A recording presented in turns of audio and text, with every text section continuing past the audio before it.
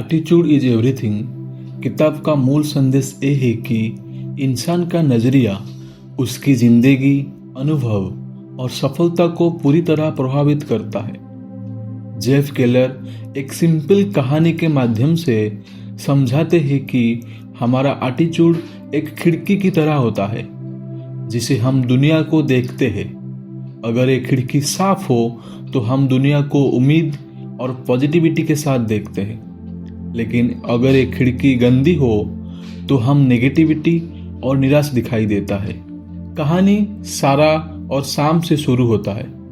दोनों एक ही समय एक ही कॉफी शॉप जाते हैं। दोनों को एक ही जैसा सर्विस मिलता है, लेकिन दोनों का अनुभव अलग होता है। सारा अपना पॉजिटिविटी एटीट्यूड के साथ जाती है, स्माइल करती है, पॉजिटिव एनर्जी के साथ लॉन्च एंजॉय करती है और वापस काम पे फ्रेश होकर जाती है। सैम नेगेटिव एटीट्यूड के साथ जाती है, हर चीज से चिढ़ जाता है, कंप्लेन करता है और गुस्से में कॉफी शॉप से निकलता है। दोनों की एक्सटर्नल सिचुएशन सेम थी, लेकिन उनका एटीट्यूड उनका अनुभव बदल देता है। केलर कहते हैं कि एटीट्यूड एक मेंटल फिल्टर है जिसे हम दुनिया को देखते हैं। पॉजिटिव सोचने वाले इंसान कहता है कि मैं कर सकता हूँ, नेगेटिव सोचने वाले कहता है मैं नहीं कर सकता। पॉजिटिव इंसान सॉल्यूशन देखता है, नेगेटिव इंसान प्रॉब्लम में ही घुलता रहता है। पॉजिटिव इंसान दूसरों में अच्छाई देखता है, नेगेटिव इंसान दूसरों में बुराई। पॉजिटिव इंसान अपनी ब्लेसिंग काउंट करता है, जबकि नेगेटिव इंसान सिर्फ कमियां देखती है। हर इंसान क्लीन एटीट्यूड के साथ जन्म लेता है। जैसे एक छोटा बच्चा जब चलने सीखता है, गिरकर भी वो कभी ब्लेम नहीं करता, ना माँ बाप को ना कारपेट को। वो फिर खुश होकर ट्राई करता है। लेकिन जैसे जैसे जिंदगी आगे बढ़ती है, लोगों की तनकीद, पीयर्स का मजाक, असफलता, नाकामी और डाउट से हमारी सोच और एटीट्यूड पर धूल जम जाती है। हमारी मेंटल विंडो गंदी हो जाती है। केलर कहते हैं कि हमें अपनी विंडो को खुद साफ करनी होती है। कोई और तुम्हारे लिए नहीं कर सकता। अगर तुम खुद नहीं करोगे तो तुम नेगेटिव और होपलेस महसूस करते रहोगे, लेकिन अगर तुम अपने एटीट्यूड चेंज करोगे तो जिंदगी एकदम ब्राइट और पॉजिटिव दिखाई देगी। तुम्हें नया अपॉर्चुनिटी दिखेंगी, नया सपने जियोगे। केलर एक real life example Victor Frankl का देते हैं, जो नाजी कंसंट्रेशन कैंप का सर्वाइवर था। उसने अपने माँ बाप, भाई और पत्नी को खोया था और खुद भी भूख, मार पिटाई और अत्याचार से गुजरा। लेकिन फ्रैंकल ने अपनी फेमस किताब मैन्स सर्च फॉर मीनिंग में लिखा है कि इंसान से सब कुछ छीन सकते हो, लेकिन एक चीज नहीं, अपने एटीट्यूड का चयन। दुनिया की सबसे खराब परिस्थिति में भी इंसान अपने नजरिया का मालिक है। केलर कहते हैं कि खुश रहना परिस्थितियों पे नहीं, तुम्हारे एटीट्यूड पे निर्भर करता है। हॉक्स डाउन कहते हैं खुश इंसान वो नहीं जो अच्छा ही परिस्थिति में है, बल्कि वो है जिसका एटीट्यूड सही है। लेकिन केलर ये भी कहते हैं कि सिर्फ पॉजिटिव सोच लेना ही काफी नहीं है। खाली घर बैठकर सोचने से सफलता नहीं आती। तुम्हें अपने एटीट्यूड के साथ एक्शन लेना होगा, फियर्स को ओवरकम करना होगा, कमिटमेंट और डिसिप्लिन के साथ आगे बढ़ना होगा। बिना पॉजिटिव एटीट्यूड के तुम सफलता के दूसरे प्रिंसिपल को भी अप्लाई नहीं कर सकते। तुम्हारी गंदगी भरी विंडोज सक्सेस की लाइट को ब्लॉक कर देगी। लेकिन जब तुम अपने एटीट्यूड साफ रखोगे, जिंदगी रोशन हो जाएगी और सफलता का रास्ता खुल जाएगा। अंत में केलर ये कहते हैं कि तुम अपने एटीट्यूड के मालिक हो और तुम पॉजिटिव एटीट्यूड और एक्शन दोनों को मिला दोगे तो तुम्हें कोई नहीं रोक सकता। एटीट्यूड सच में एवरीथिंग है। सेकेंड चैप्टर का मूल संदेश है कि हम इंसान अपने विचारों के अनुसार अपने जीवन गढ़ते हैं। केलर कहते हैं कि हम वही बनते हैं जो हम अपने बारे में सोचते हैं। यही कारण है कि पॉजिटिव और नेगेटिव सोच का सीधा असर हमारे जिंदगी के परिणाम पर पड़ता है। इस बात को समझाने के लिए केलर एयर नाइटिंगेल के फेमस 6 शब्दों का जिक्र करते हैं। We became what we think about. ये लाइन कहते हैं कि जो तुम सोचते हो वही तुम बन जाते हो। नेपोलियन हिल भी कहते हैं कि what the mind can conceive and believe the mind can achieve. Henry Ford का एक प्रसिद्ध बात है, चाहे तुम सोचो तुम कर सकते हो या चाहे तुम सोचो तुम नहीं कर सकते हो, तुम दोनों जगह में ठीक हो। जेफ केलर बताते हैं कि अगर तुम किसी गोल के बारे में बार बार सोचोगे तो तुम्हारा दिमाग और एक्शन उस गोल की तरफ खींचने लगेगा। मान लो फ्रेड नाम का कोई व्यक्ति सोचता है कि उसका इनकम 30,000 रुपया होना चाहिए, तो उसका दिमाग और एक्शन उसी के आसपास रहेंगे। जब तक फ्रेड अपनी सोच नहीं बदलेगा उसकी इनकम भी नहीं बदलेगी। लेकिन अगर वो अपनी सोच और विश्वास को 50,000 रुपये कमाने तक बदल दे और इस पर पूरा भरोसा रखे तो एक दिन उसका इनकम भी बदल जाएगा। ये कॉन्सेप्ट सिर्फ पैसा कमाने तक सीमित नहीं है, तुम्हारे एटीट्यूड, तुम्हारी हेल्थ, रिलेशनशिप, कैरियर सब में असर डालता है। गोल्फ का उदाहरण ले, अगर तुम्हारा स्कोर 95 है और तुम्हें सच्ची मेहनत और पॉजिटिव सोच से 85 बनाने चाहते हो तो तुम अपने एक्शन उस तरफ ले जाओगे, प्रैक्टिस करोगे, कोचिंग लोगे और अचीव करोगे। केलर कहते हैं कि ये सब कुछ लॉ ऑफ डोमिनेंट थॉट पे आधारित है। जो सोच तुम्हारे दिमाग में सबसे ज्यादा समय तक रहेगी वही तुम्हारी जिंदगी में आकार लेगी।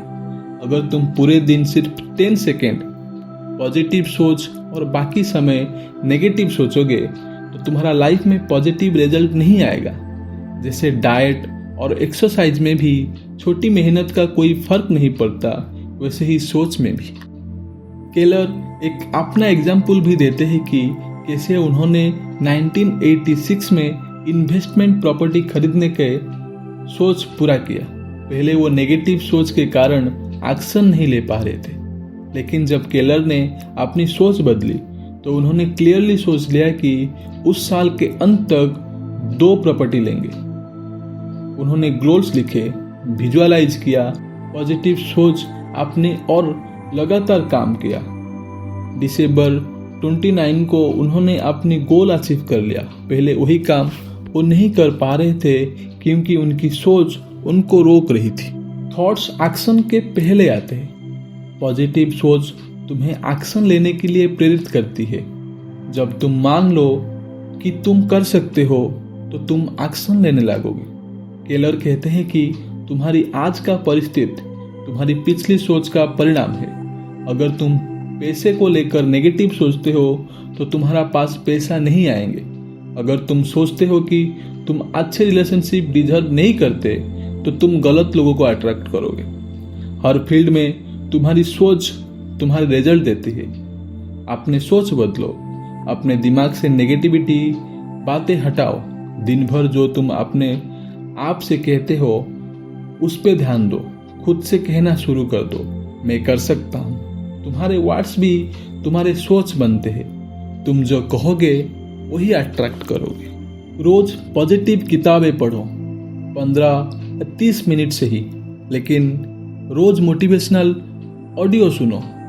कार, जिम या कहीं भी रिपीटेशन से यही सोच तुम्हारी आदत बनेगी। अंत में केलर कहते हैं कि ओवरनाइट सक्सेस के बारे में मत सोचो। पॉजिटिव सोच से भी समय लगता है और प्रॉब्लम आएंगे, लेकिन तुम अपने सोच और एक्शन से उन्हें पार कर सकते हो। तुम्हारी जिंदगी तुम्हारी सोच के प्रतिबिंब है। नेगेटिव सोच से सिर्फ नेगेटिव रिजल्ट मिलेंगे और पॉजिटिव सोच से पॉजिटिव रिजल्ट। मूल संदेश है कि आप जो अपने मन में स्पष्ट तौर से देख सकते हो वही आप अपने जीवन में हासिल भी कर सकते हो। विजुअलाइजेशन यानी कल्पना शक्ति हमारे जीवन में सफलता लेने का एक बहुत बड़ा उपाय है। जेफ केलर कहते हैं कि जैसे सिंगर सेलेने डिनो ने अपने बचपन से ही अपने सपनों को विजुअलाइज किया था, बड़े स्टेज पर गाना, लोगों का प्यार पाना, वैसे ही हर बड़ा इंसान अपने मन में पहले सफल होने की तस्वीर बना लेता है। उन्होंने बताया कि दुनिया के टफ एथलीट्स भी अपने माइंड में विजुअलाइज करते हैं कि वो कैसे परफेक्ट परफॉर्म करेंगे, जैसे गोल्फर, टेनिस प्लेयर या स्केचर। विजुअलाइजेशन यानी मन के अंदर अपने ड्रीम्स की तस्वीर बनाना। हम बचपन से ही अपने माइंड में अलग अलग मेंटल मूवीज बनाते आ रहे हैं। ये मूवीज हमारे परिवार, टीचर और अनुभवों के द्वारा बनी होती है। अगर बचपन में हमें ज़्यादा क्रिटिसिज्म मिला या हमने अपने आप को कमज़ोर महसूस किया हो तो हमारा माइंड में ऐसी तस्वीर बन जाती है जो हमारे प्रेजेंट और फ्यूचर को भी अफेक्ट करती है। मान लो अगर कोई बच्चा टीचर के द्वारा सबके सामने क्रिटिसाइज किया गया हो तो हो सकता है कि उसने अपने दिमाग में ये तस्वीर बना ली हो कि मैं बोलता हूँ तो लोग हंसेंगे, और ऐसे ही बड़ा होकर भी वो लोगों के बीच में बोलने से डरता है। ये पुरानी मूवी अब भी उसकी जिंदगी पर असर कर रही होती है। केलर कहते हैं कि तुम खुद अपनी मन की मूवी के डायरेक्टर और राइटर हो। तुम्हारे पास कंट्रोल है कि तुम कौन सी तस्वीर मन में बनाओ। तुम्हारे पास ये भी ताकत है कि तुम पुरानी मूवी को नई मीनिंग दे सकते हो। बचपन में जो टीचर ने क्रिटिसाइज किया था उसका मतलब ये नहीं कि तुम बुरे हो सकता है कि टीचर उस वक्त खुद गलत था। आज तुम उस एक्सपीरियंस का नया अर्थ निकाल सकते हो। अपने गोल्स की नई इमेज बनाओ। मान लो तुम्हें पब्लिक स्पीकिंग का डर है तो अपने दिमाग में तस्वीर बनाओ कि स्टेज पर तुम कॉन्फिडेंट होकर बोल रहे हो। तुम्हारी बात ध्यान से सब सुन रहे हैं। तुम्हारे बोलने पर सब शाबाशी कर रहे हैं और स्पीच के बाद सब ताली बजा रहे हैं। ऐसे इमेज तुम्हारे कॉन्फिडेंट को बदलता है और तुम्हें अपने सबकॉन्शियस माइंड को प्रिपेयर करता है सफलता के लिए। सेल्स करियर की एग्जाम्पल ले लो। अगर तुम बार बार अपने माइंड में तस्वीर बनाओगे कि तुम्हारे क्लाइंट तुम्हारी बात सुन रहे हैं, डील हो रहा है, तुम्हारे एक्शन भी वही डायरेक्शन में जाएंगे। लेकिन अगर तुम बार बार नेगेटिव तस्वीर बनाओ कि क्लाइंट रिजेक्ट कर रहे हैं तो वही होगा। शांत बैठो, आंखें बंद करो, गहरी सांस लो और अपने गोल्स की तस्वीर माइंड में लो। जितनी ज़्यादा सेंसेस तुम यूज करोगे, जैसे देखना, सुनना, महसूस करना एक्सेट्रा, उतना तुम्हारे दिमाग पे गहरा असर पड़ेगा। मान लो तुम कैरिबियन बीच पे हाउस लेना चाहते हो। अपने मन में तस्वीर बनाओ कि सफ़ेद और पीच कलर का एक घर हो, समुंदर हो और रेत हो। इसी तस्वीर तुम्हारे सबकॉन्शियस को अट्रैक्ट करती है एक्शन लेने के लिए। केलर कहते हैं कि जिम कैरी ने 1990 में खुद को $10 मिलियन का एक चेक लिख दिया था। उसने लिखा था एक्टिंग सर्विस रेंडर्ड। जब उन्होंने द मास्क और डॉम अनडम्बर किया तो उसने सच में वही पैसा कमा लिया। यही विजुअलाइजेशन का ही प्रभाव होता है। अपने गोल को लिखकर कहीं चिपका दो। मान लो तुम जज बनना चाहते हो तो लिखो जॉर्ज रॉबर्ट जोन्स और हर दिन देखो, तुम्हारा माइंड उसी डायरेक्शन में काम करेगा। ऐसे रिमाइंडर्स तुम्हें मोटिवेट करता है कि तुम वैसे एक्शन लो जो तुम्हारा गोल को पूरा करे। ध्यान रखो कि नेगेटिव विजुअलाइजेशन भी काम करता है, जैसे bumper sticker, I fear show up to work I go. ऐसे बातें तुम्हारे सबकॉन्शियस को प्रोग्राम कर देंगी कि तुम हमेशा कर्ज में रहोगे। अगर तुम अपने मन की पुरानी नेगेटिव मूवीज बार बार चलाते रहोगे तो तुम्हारा फ्यूचर भी वैसे ही होगा।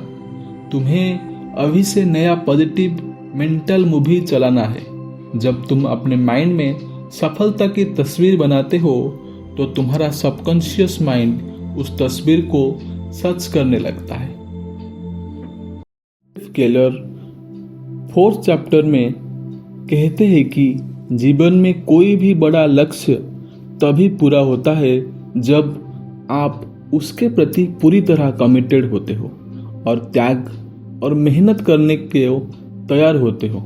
कमिटमेंट और परसिस्टेंस सफलता की असली कुंजी है।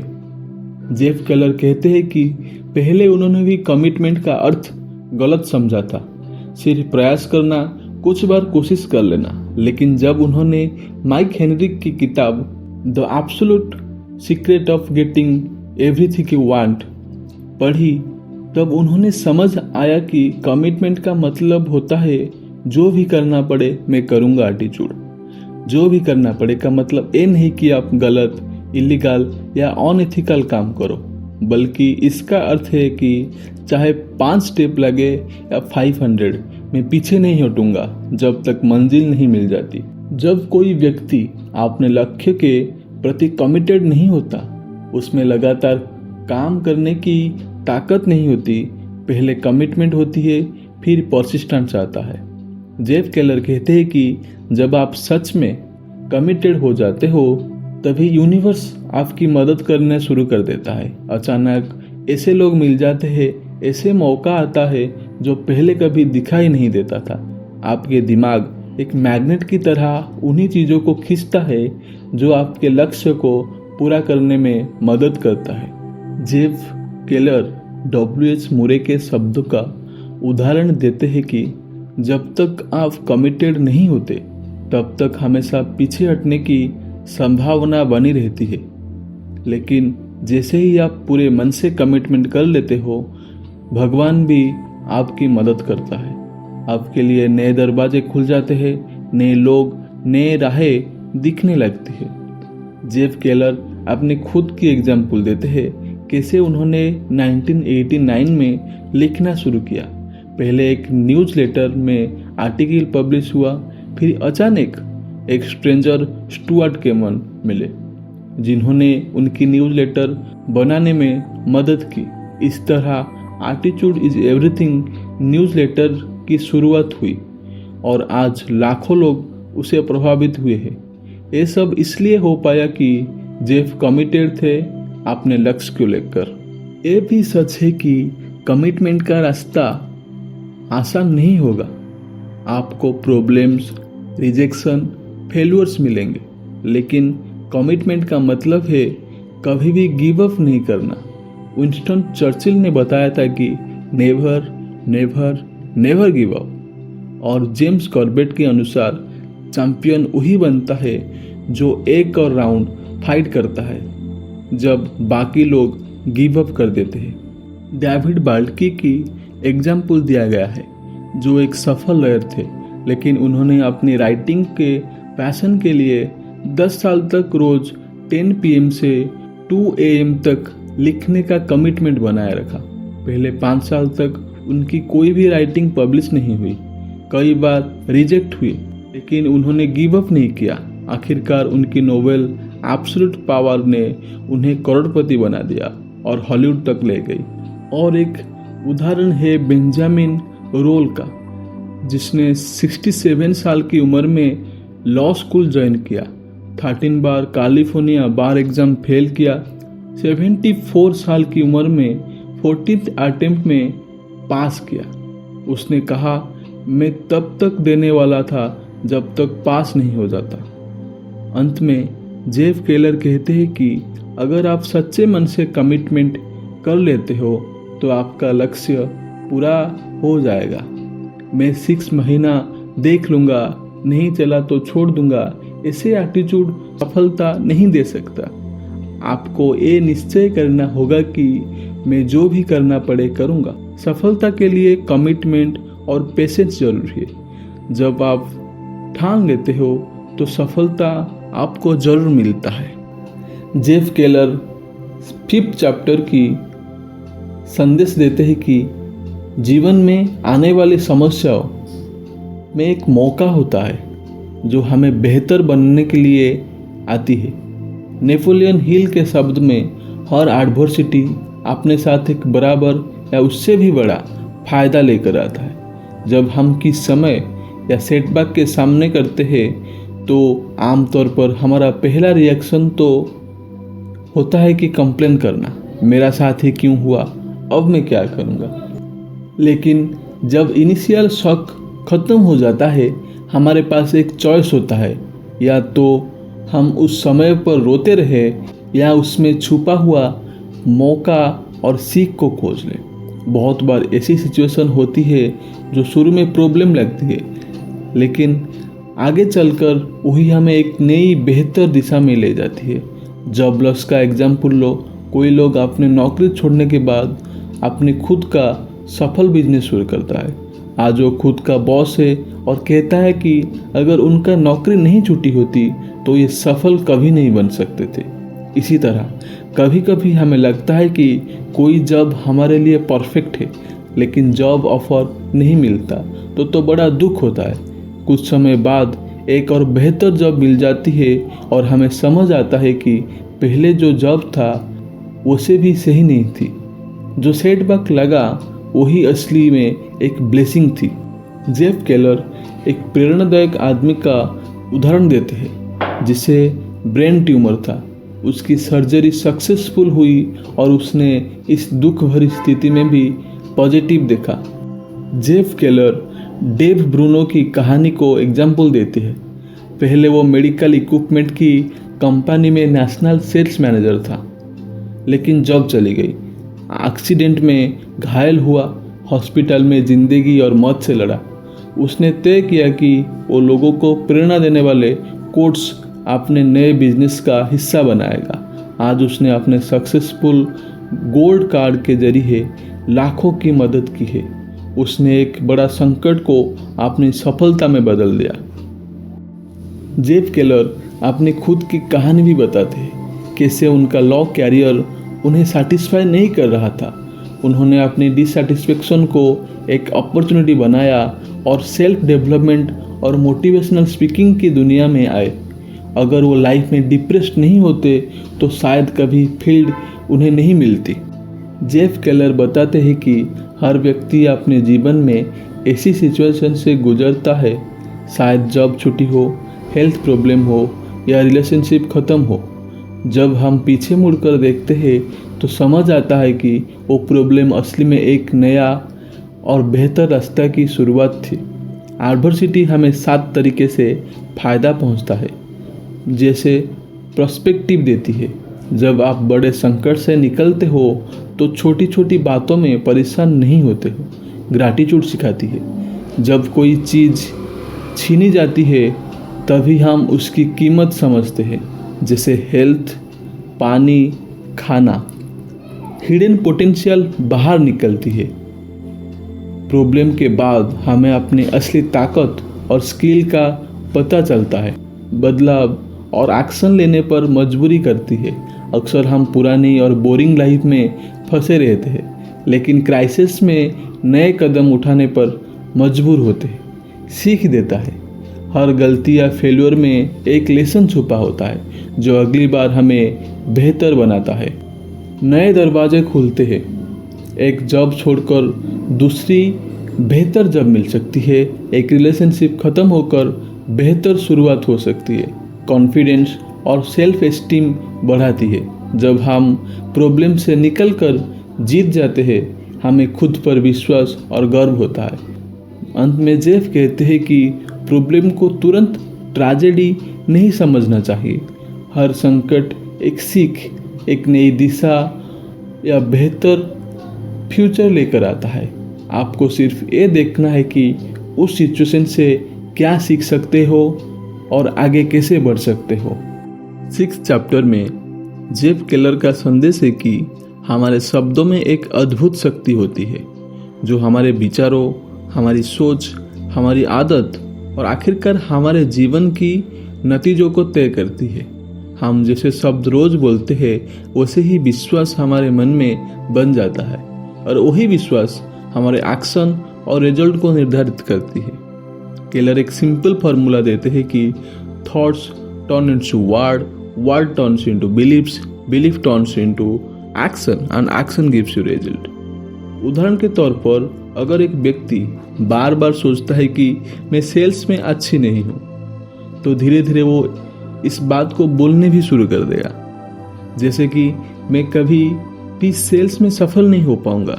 जब आप ये बात बार बार बोलते हो तो ये आपके विश्वास का हिस्सा बन जाता है। जब आपके विश्वास बन गया कि आप सेल्स में खराब हो, तो नेचुरली आपका एक्शन भी उतना ही कमज़ोर होता है और नतीजा भी वैसे ही आता है, दैट इज़ फेल्यूर। इस प्रक्रिया को अगर पॉजिटिव बनाया जाए तो व्यक्ति के रिजल्ट भी बदल सकते हैं। अगर कोई रोज़ कहे मैं सेल्स में सफल हूँ और सीख कर आगे बढ़ूँगा, तो धीरे धीरे उसकी विश्वास बढ़ेगा और उसके एक्शन भी उसी डायरेक्शन में होंगे, जिसके साथ रिजल्ट भी बेहतर होंगे। जेफ केलर एक छोटी सी पर्सनल कहानी भी शेयर करते हैं कि कैसे उन्होंने ज़िंदगी भर कहा कि मैं मैकेनिकल चीज़ों में बेकार हूँ। अपने लिए एक नेगेटिव बिलीफ बना लिया था। इस वजह से उनका कॉन्फिडेंस मैकेनिकल कामों में और भी कम हो गया। अगर वो पॉजिटिव शब्द अपने लिए इस्तेमाल करते तो अपने बिलीफ को बदल सकते थे। वो एक नासा के साइंटिस्ट केंट का उदाहरण भी देते हैं, जो अंधे होने के बावजूद अपनी ब्लाइंडनेस को सिर्फ एक छोटी सी असुविधा बोलते हैं। केंट अपने शब्दों से अपने लिमिटेशन को पावर नहीं देते और इसी वजह से उन्होंने अपने जीवन में बड़ा सफल पाया है। जेफ कहते हैं कि हमारे शब्द हमारे लिमिटेशन को बढ़ाता है या हटाता है। इस चैप्टर में जेफ भी बताते हैं कि क्या हमें अपनी गोल दूसरों को बताना चाहिए। उनका कहना है कि कभी कभी अपने गोल्स उन लोगों के साथ शेयर मत करो जो नेगेटिव है। वो तुम्हें हमेशा नीचा दिखाने की कोशिश करेंगे और बोलेंगे कि तुमसे ये नहीं हो पाएगा। हमेशा अपनी गोल उन्हीं लोगों के साथ शेयर करो जो तुम्हें मोटिवेट करते हैं, सपोर्ट करते हैं और तुम्हारी सफलता में खुशी महसूस करेंगे। कभी कभी अपने गोल को बोलकर दूसरों के सामने लाना अकाउंटेबिलिटी का काम करता है। जैसे अगर मैं अपने फ्रेंड्स से बोल दिया कि मैं इस वीक में 3 बार जिम जाऊंगा, तो आप पे प्रेशर होगा कि आप अपने शब्दों को पूरा करो। जिग जिगलर का उदाहरण दिया गया है कि उन्होंने अपनी किताब पब्लिश होने से पहले ही लिख दिया था कि वो 165 पाउंड्स तक अपने वजन कम कर चुके होंगे, जबकि उस समय वो 202 पाउंड थे।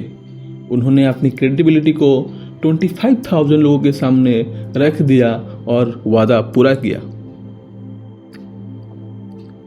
टोनी रॉबिन्स भी बताते हैं कि हमारे शब्दों का हमारे फीलिंग्स और एक्शन पर सीधे असर पड़ता है। जैसे अगर आप कहते हो मैं गुस्से में हूँ या कहते हो कि मैं फ्यूरियस हूँ, तो दोनों बातों का इम्पैक्ट अलग होगा। पहले आपको शांत रखेगा, दूसरा आपको इमोशन और ज़्यादा भड़काने लगेगा।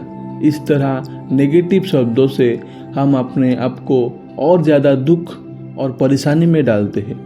जेफ सजेस्ट करते हैं कि हर व्यक्ति को अपने रिलेशनशिप, फाइनेंसेस, कैरियर और हेल्थ के बारे में बोलने वाले शब्दों को सोच कर चुनना चाहिए। रिलेशनशिप में अगर आप बार बार कहते हो कि अच्छे लोग मिलते ही नहीं, तो वैसे लोग आप अट्रैक्ट करोगे। फाइनेंसेस में अगर आप बोलते हो मैं हमेशा कर्ज में हूँ, तो आप अपने दिमाग को उसी डायरेक्शन में प्रोग्राम कर रहे हो।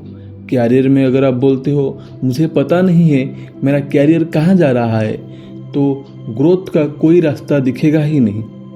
हेल्थ में अगर आप बोलते हो मुझे हमेशा सर दर्द रहता है, तो आप अपने शरीर को और ज़्यादा वीक सिग्नल दे रहे हो।